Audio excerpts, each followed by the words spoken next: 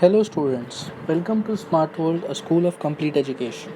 Today, we are going to learn the subject English, Chapter 2.1 Invictus. Warming up. Let's introspect. Question number 1. Think and respond with a yes or no.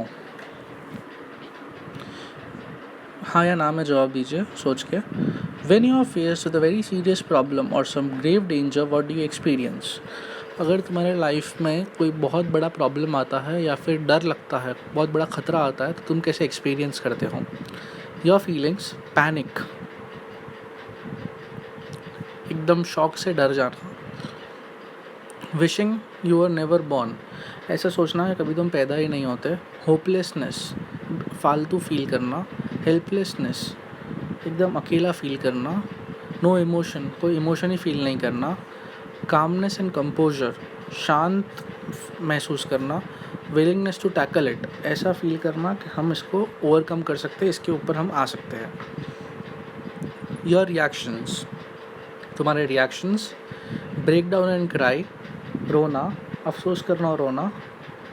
Run away and hide, भाग जाना और छुपना. Pray to God, भगवान से प्रार्थना करना. Ask for help, मदद मांगना. Build up courage, हिम्मत बढ़ाना. Take it as a challenge, उसे एक चुनौती की तरह लेना और आगे बढ़ना. Write about your feelings and reactions in 4 to 5 lines, तुम्हारे फीलिंग्स और रिएक्शन दोनों के बारे में 4 से 5 लाइन में लिखना है. You may describe your feelings and reactions using other words then those given here.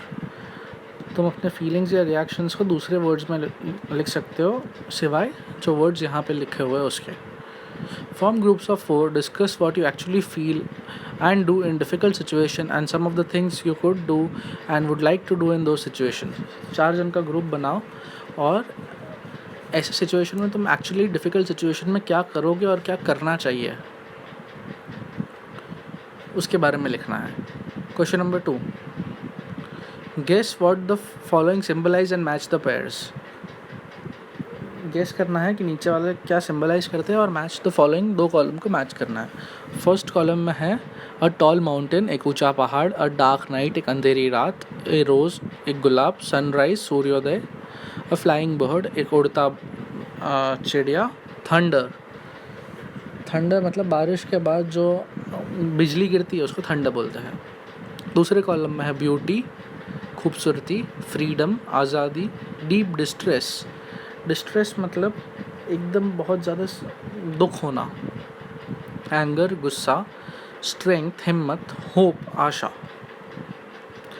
Now let us read the poem Invictus. Before that let us read a few questions. What is the poet thankful for. Poet किस बात के लिए शुक्रिया मानते हैं. Which line show that the poet has suffered his hardships bravely. Poem के कौन से लाइन ये दिखाते हैं कि पोएट ने अपनी मुश्किल की घड़ी बहुत हिम्मत से निकाली है.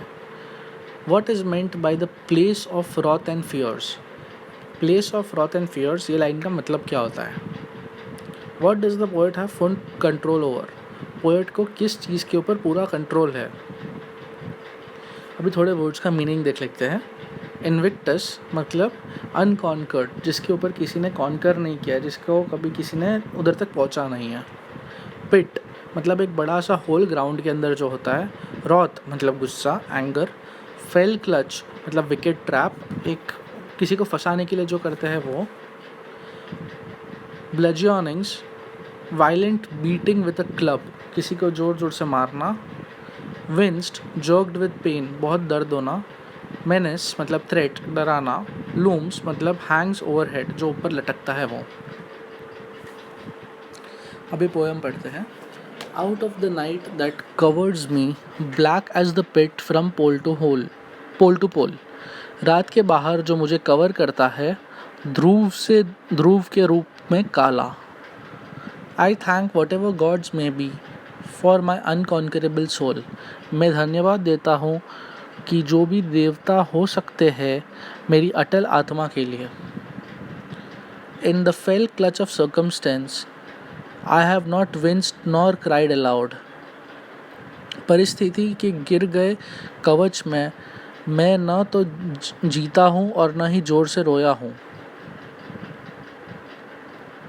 I have not winced Under the bludgeonings of chance, my head is bloody but unbowed. ठीक है, बहुत मारने के बाद भी मेरा सिर खून से लिपटा हुआ है बट कभी झुका नहीं है. Beyond this place of froth and tears looms but the horror of the shade.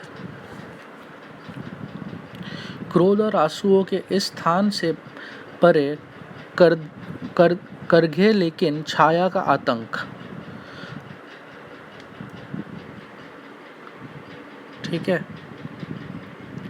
उसके बाद and yet the menace of the years finds and shall find me unafraid. तो फिर भी जो डराते हैं मुझे लोग सालों से, ढूंढ ले मुझे बट मैं हमेशा निडर रहूँगा. It matters not how strait the gate. यह मायना नहीं रखता कि गेट को कैसे बाधित किया जाए. How charge with punishments the scroll. किस तरीके से पनिश किया जाए. I am the master of my fate. मैं अपने भाग्य का मालिक हूँ. I am the captain of my soul. मैं अपनी आत्मा का कप्तान हूँ. By William Ernest Henley. English workshop. Question number 1, choose the correct option. नीचे दिए गए ऑप्शन में करेक्ट ऑप्शन चूज करना है. A, out of the night that covers me black as pit from pole to pole. रात के बाहर जो मुझे कवर करता है ध्रुव से ध्रुव के रूप में काला. Option A, there is a pit between two poles which you can not see at night. दो पोल्स के बीच में एक बड़ा सा हो ज़मीन में खड्डा है जो तुम देख नहीं सकते हो रात को. I am in pit that is covered with black sheet. तुम एक पिट के अंदर हो जो ऊपर से ब्लैक शीट से कवर्ड है. The circumstances are as bad as they can be with nothing to hope from any corner. जो परिस्थिति आए वो इतनी ख़राब है कि तुम किधर से भी कोई मदद की आशा नहीं रख सकते हो. B, in the fell clutch of circumstance I have not winced nor cried aloud. परिस्थिति के गिर गए कवच में मैं न तो जीता हूँ और न ही जोर से रोया हूँ. I fell down and cried aloud. मैं गिरा और जोर से रोया. I have not express my grief even when I had to suffer great pains. मैंने अपनी दुख तभी भी व्यक्त नहीं किया जब मुझे बहुत सारा दुख हुआ. I freed myself from a difficult situation and cried. मैंने अपने आप को एक बहुत कठिन परिस्थिति से दूर भगाया और रोया. See, under the bludgeoning of chance my head is bloody. Chance के bludgeoning में मेरा सिर खून से लिपटा हुआ है. Option A, I have suffered many setbacks and losses for which there was no reasons. मैंने बहुत सारी परेशानियाँ उठाई है जिसके लिए कोई रीज़न नहीं था. I got hurt due to my own faults.